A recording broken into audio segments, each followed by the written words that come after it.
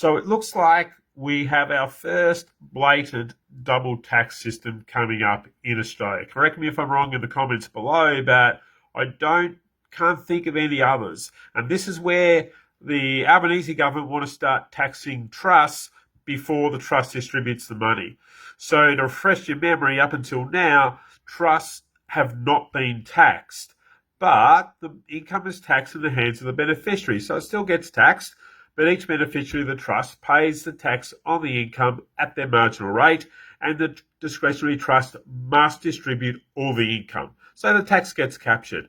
If the trust distributes the income to a company, then that company pays tax at that company's tax rate, 25 or 30%. So what they want to do now is tax the trust at 30% pre-distribution, and then if that money goes to a company, that company then pays tax as if that first 30% was never paid. So the company would pay tax at 30% again.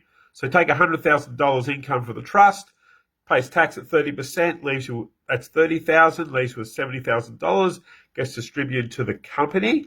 The company then pays tax at 30%, which is $21,000 of the $70,000.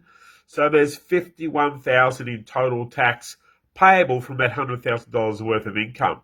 However, if you'd worked for a job and earned that $100,000, you would have only paid $21,000 plus Medicare on that $100,000 income. So this is a real swipe at small business. There's 850,000 trusts in Australia, discretionary trusts alone, that is.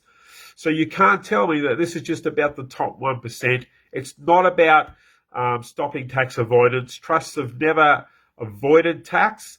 The beneficiaries have always paid the tax.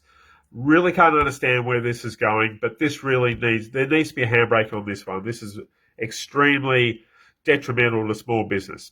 But let's keep working.